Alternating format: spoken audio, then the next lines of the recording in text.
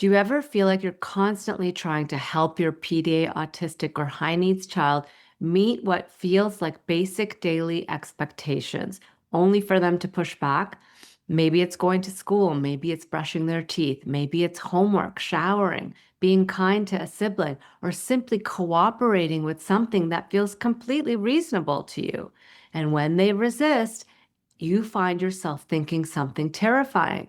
How will they ever function on their own in life if they can't do these things now?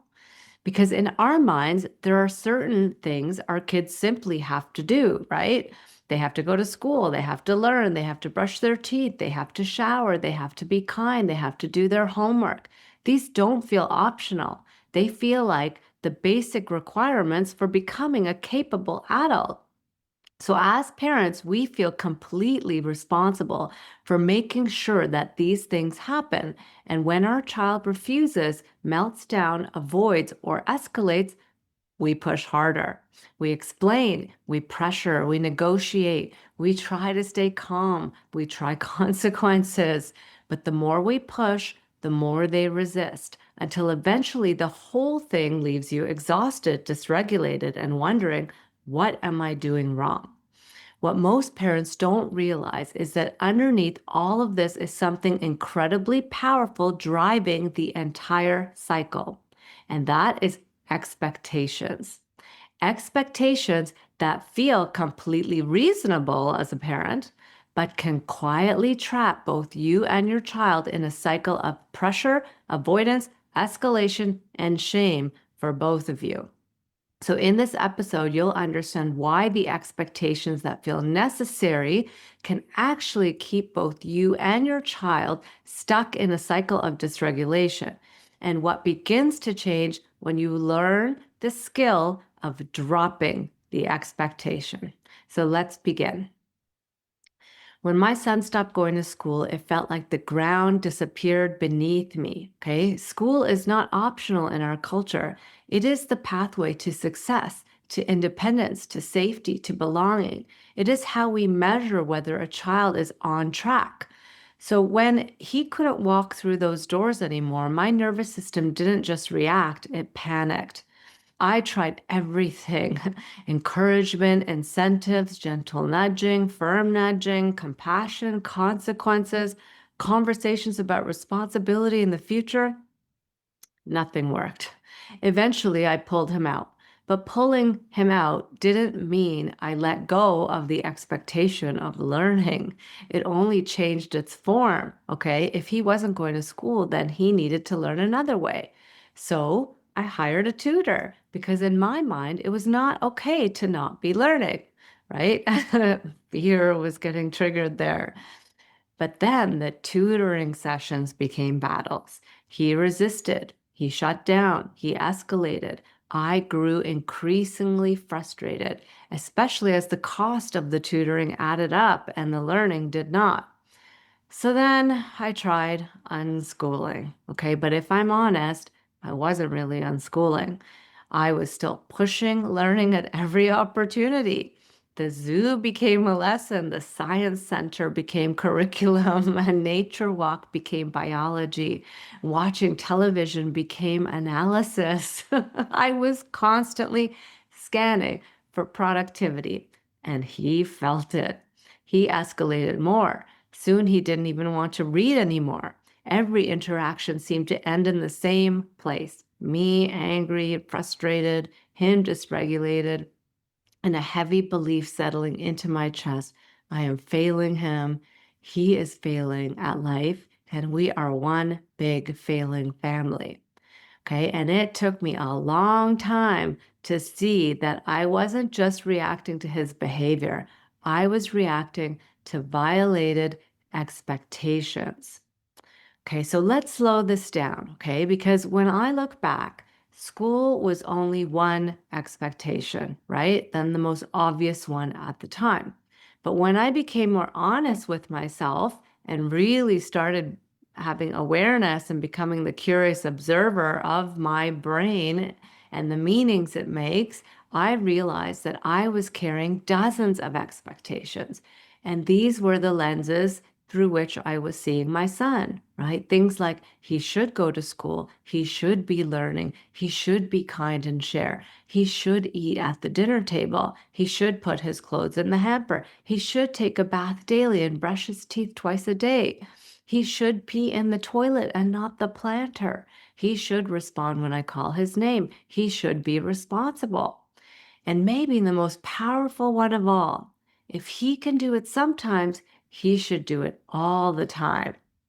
Because I had seen him do these things before, my brain concluded that ability equals obligation. And whenever reality didn't match that belief, something inside me tightened. This wasn't just about behavior, okay? This was about my deep conditioning. I grew up in a world, and so did most of us, where meeting expectations meant safety. Okay, performance meant belonging, responsibility meant worth. So, of course, I carried that program into parenting. It had helped me survive, it had helped me succeed. But now that same program was dysregulating both of us. Okay, and now this is where something really crucial comes in. Okay, I was completely attached to these expectations of how my child should be, right, to make him a successful human being in life. And this makes so much sense, right, from a parenting perspective. But these are the same expectations that were pushed on me.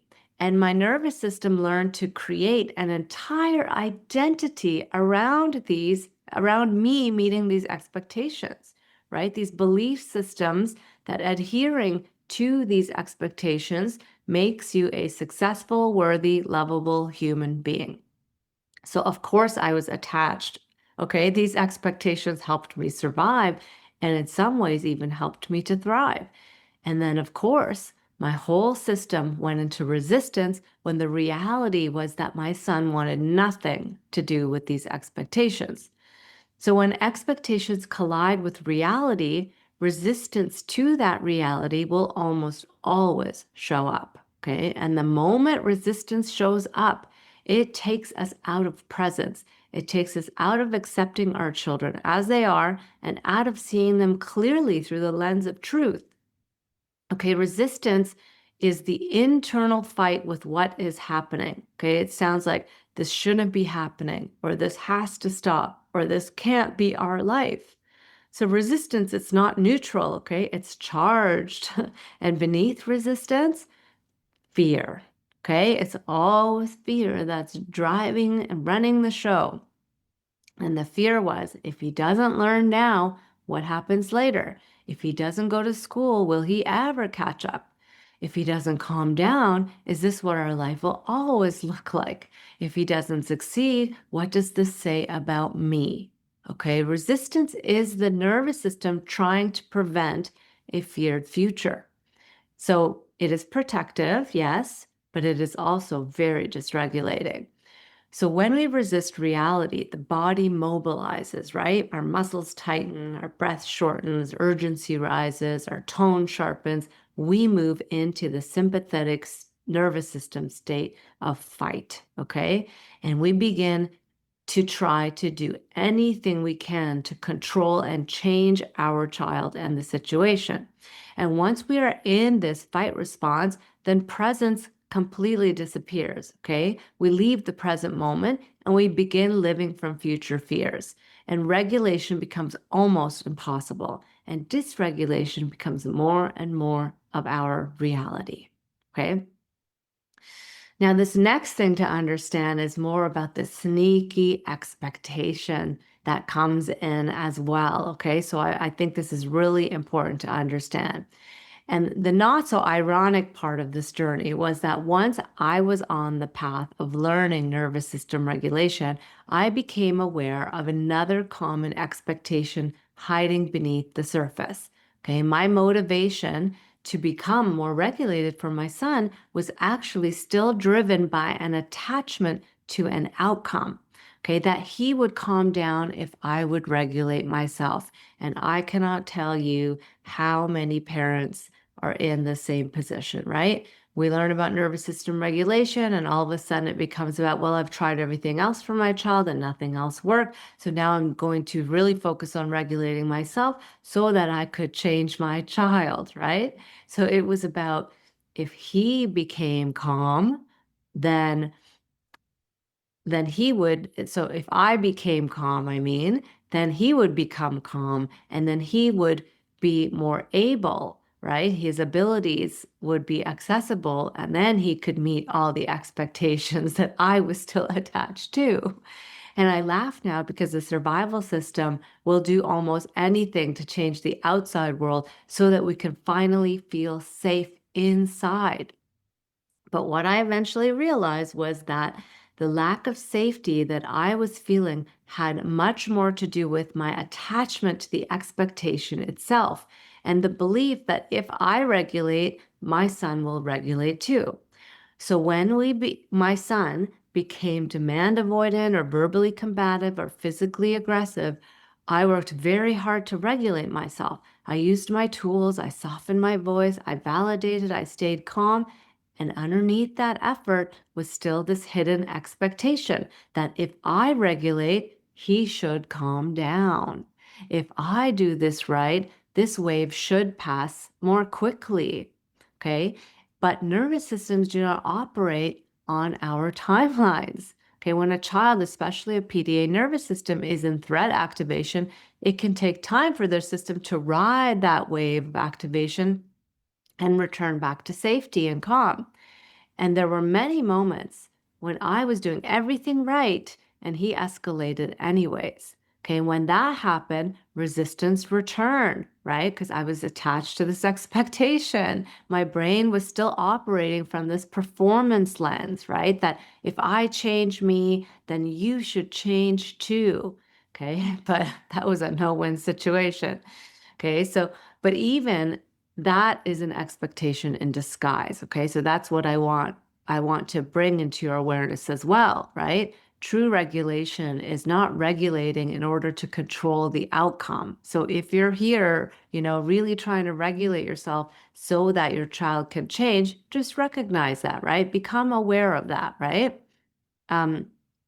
True regulation is more about regulating in order to stay really present with what is. It is regulating so that we can remain connected to ourselves and our children even while the storm is happening. And it is allowing the wave to crest and fall in its own time, right? To be okay with that. So anything we do to change ourselves solely to change the child keeps us suddenly fighting reality. Okay, and fighting reality keeps the nervous system in threat. Okay, so let's just talk a little bit about how when these expectations stay hidden, how they really turn into shame in our system and why it's so important to make these expectations more explicit so you can see where your mind goes and where your reactions are coming from. Okay, because the thing about expectations is that if they stay invisible, if you don't realize that you're operating from them, then they live inside your system as shoulds, okay? And those shoulds, they feel like truth, okay? They don't feel like expectations you're attached to. They feel like reality, right? After all, you could easily argue that a child should be learning, okay? A child should be going to school. In your mind, that doesn't feel like a flexible preference. It feels like a non-negotiable.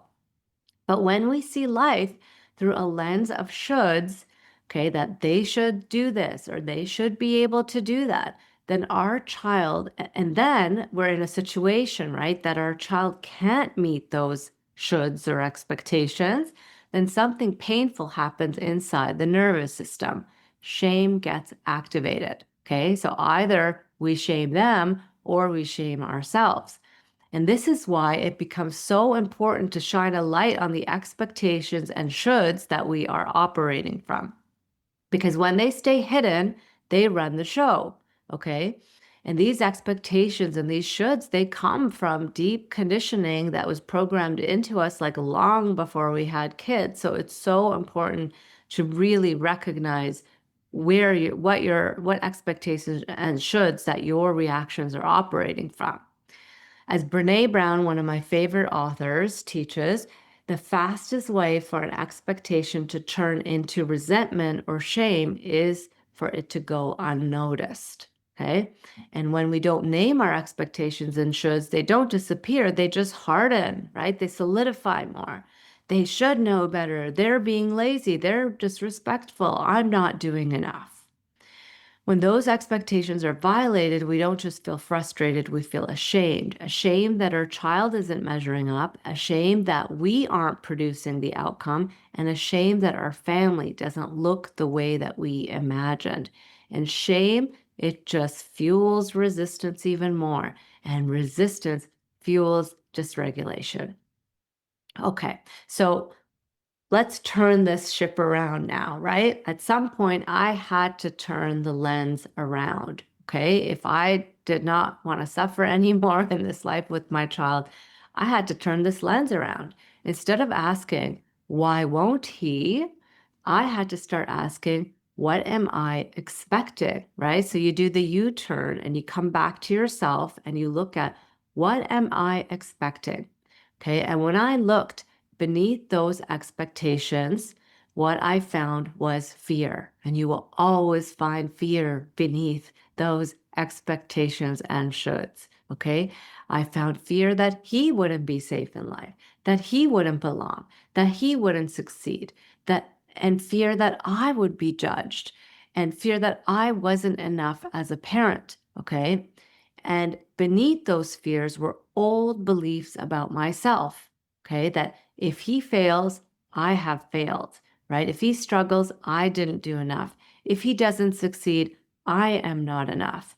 Okay. And those beliefs come from early childhood conditioning and programming and traumas, right? Where they then became fused with my identity, and they live in my subconscious, in our subconscious, running the show, right? So then we have the protective response of making sure our child meets these expectations and shoulds, so that we don't have to feel all the wounding that comes from these beliefs that I'm failing and I'm not enough. Okay, so this is where expectations really fuse with identity. And that is why it feels so intense. It feels so intense that you have to get your child to do these things. Okay, but this is no longer about your child in these moments when it becomes this intense. It's almost always guaranteed that it is more about you and your worth, right? As a parent and as a person. So it's so important to shine light on this. Okay. So what we want to do here, right, in this shift, right, as we become more aware, we want to start moving more from performance-based parenting, where it's all about expectations and shoulds, to more relationship-based parenting, right? And I know that so many of you on this regulation path, that's what you want, right? That's what you value. Okay. So this is where the shift began, right? Dropping expectations is not about lowering standards. Okay. It is about changing the order of what comes first. For years, I was operating from performance-based parenting, right? Do the thing, meet the milestone, show the progress, prove you're learning, calm down now. But development does not grow from pressure. It grows from safety. Okay? And our children, especially our PDA kiddos, can only access their abilities when they are feeling safe enough to engage in their higher thinking brain.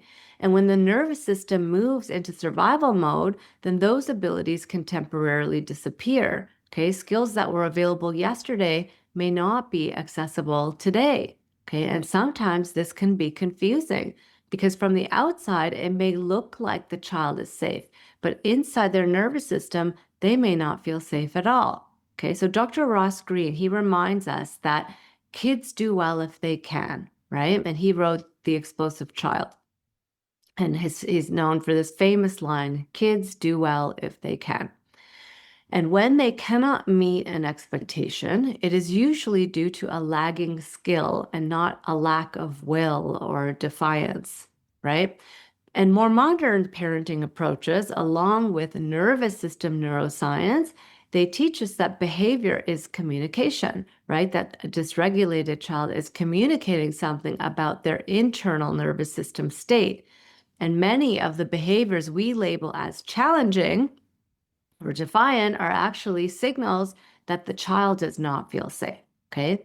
So, across many neurodivergent communities, one phrase captures this shift clearly: regulation comes before expectation. Okay. A child in survival mode cannot access higher level skills, and no amount of lecturing, pressure, or perfect parenting techniques can override a nervous system that feels under threat. Okay, so the shift I had to make was this: from performance first to connected relationship first, from outcome first to safety first, and from prove yourself to you're loved and enough as you are now. Okay, so that is the shift that we are looking to make on this journey to be a more regulated parent. So let's get into the practice of what helps that to happen. Okay. So this is where a new way of being needs to come in, okay? If we want to be the regulated parents that our kids need in order to access their abilities and skills, this new way of being, we need to embark upon or really adopt or take in this new way of being, okay? And this involves a practice that I teach my clients and students that help us shift from resisting what is happening to being able to stay present with what is here right now, just as it is, okay? Without immediately turning it into a prediction that the future will always look this way, okay? Tara Brach, she calls this radical acceptance. And I love her work. You know, she's one of my go-to people when I'm down in the dumps and I need reminders. You know, Tara Brach, you know, and her practice of radical acceptance. But what I teach my students is more about allowing what is, okay, which is very similar to radical acceptance, but it's using the word allowing instead of acceptance. And I actually learned this distinction between the word allowing and the energy behind it and the word accepting from R.J. Spina, who's a metaphysical teacher and guide on becoming self-realized. So he's been a wonderful guide and teacher for me. So he, you know, talks about the difference between allowing versus accepting and the energy behind it. So I just encourage, you know, my clients and students, use the word that works for you, but I'm going to use allowing here. And what allowing means is that it's about letting go of resistance to what is happening. Okay. It means stopping the internal argument with reality. And it means saying, this is here right now, not forever, not always, just now. And allowing, it does not mean liking it or condoning it or resigning to it or giving up, right? Giving up on your child and their growth. It means releasing the fight with the present moment, okay? Releasing the fight with reality of the present moment, okay? And here is the deeper layer. Allowing also means to release the fight with what's happening inside you internally. Okay, so that means allowing the fear that is here inside and being able to be with that and hold space for that, right? Allowing the part of you that believes that if my child fails, I am failing, or allowing the part that fears judgment from others, or allowing the grief for the path that you once imagined. Okay, because those beliefs and those feelings inside of you, right, they formed long before your child arrived, okay? And when we do not allow space for those fears, especially, then we end up clamping down on them and we end up trying to do whatever we can to avoid feeling them, which usually means there's this urgency and pressure that ends up coming in to try to control our child, right? But when we allow those fears to exist and we recognize that, oh, this comes from my past conditioning. Of course, this is here. This is allowed to be here. This makes sense. I have conditioning and programming in me, right? Gently and compassionately, I can be with it, allow it to be here, but not believe that it's truth, right? Something begins to shift. The urgency decreases, the resistance softens, the nervous system begins to regulate. And from that place of regulation, we can reconnect to the present moment. Okay, we can connect with our child. We can respond to what is actually needed right now rather than reacting to the future that our mind is trying to prevent.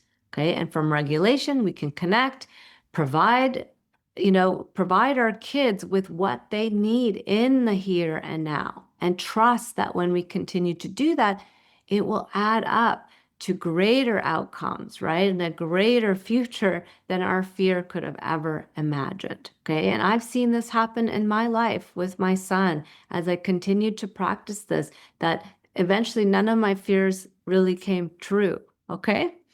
Okay.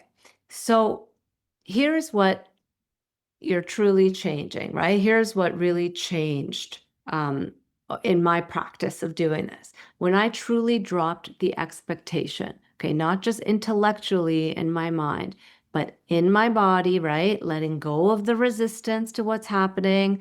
I allowed reality to be as it is in the moment without projecting that this is how it's going to be in the future too. Just deal with the present moment at hand.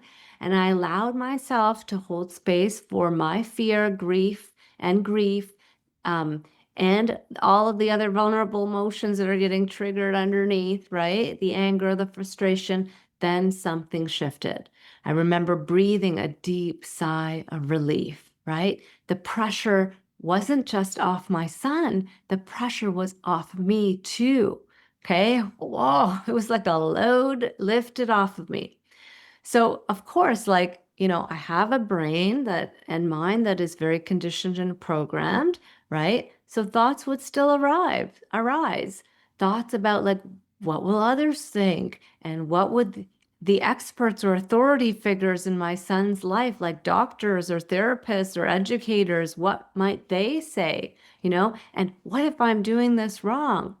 Those fears would come up. And I guarantee they're going to come up for you because you're human and this is the way our brains work, right? With all of our conditioning and programming. But instead of letting that drive my actions, I learned to hold space for them. Allowed them to be there, recognizing, okay, that they were coming from years of conditioning and not necessarily from my deeper truth. And as I continued allowing that space, something else naturally began to fall away. I stopped scanning for productivity. I stopped turning every moment into instruction, and I stopped regulating myself in order to force an outcome. And as a result, my presence increased, my relationship with my son deepened. Okay, he was able to trust me more, that I could accept him, allow him as he is. His nervous system began to settle, and slowly learning reemerged. Not because I demanded it, but because safety made it possible for him to access his skills and abilities and to want to use them. So motivation became available too. Okay, so if you're in the thick of it right now, whether it's school refusal or aggression, homework battles, meltdowns, sharing struggles, cleaning conflicts, or something else entirely, okay? Just pause. Pause. I invite you now, pause. Notice the expectation that's running the show, okay? My brain thinks that they should what? Identify that. What does your brain think that they should be doing? Notice the resistance too, right? The resistance to what's happening outside of you, right? And that this shouldn't be happening. Notice that. And then notice the fear beneath it, right? I'm afraid that this means what? If they don't meet this expectation or this should, what are you afraid will happen? Okay. Identify the fear, put it out there, shine a light on it, see it for what it is. Okay. And allow it to be there. Allow it to be there because you're human and these fears are going to come up. Let the expectation be there. Let the resistance to even letting it go be there. Okay? Step into the curious observer of it all and begin to see that these expectations, okay, all of the shoulds and the resistance to what is happening in front of you with your child are reflections of conditioning and programming that once taught you that this is how a human stays safe, lovable, belonging, and successful. Okay, so recognize this as conditioning and not truth. Okay, because it may be like your mind will say, well, this is a version of the truth, right? But it is not the version of truth that helps you and your child to thrive. It's not life affirming in these moments, okay? It just keeps you in survival mode, okay? And the truth is that you are the one living this life with your child. And now, as the adult self, you get to choose how you want to live it. Okay, what rules you want to follow, what expectations you want to hold, and what values will guide your family. You don't have to let your conditioned self run your life today, okay? So really shine a light on your conditioned self and your conditioned brain and what it automatically comes up with. Because if you want to be the regulated parent who can meet these challenges with unconditional love and stay connected and bring safety to both yourself and your child, then some of that old conditioning will need to soften and wash away, okay? And in its place, then a new truth can emerge, okay? One that is more life affirming for your whole family, including you. And when that happens, something remarkable becomes possible. You begin to free yourself from expectations and shoulds that you never consciously chose to carry in the first place. And the freedom that comes with that, oh, it finally feels like you are exhaling after holding your breath for years. So, if this spoke to you and if this helped you in any way, please comment, please share with other parents who may need to hear this messaging too. Thank you.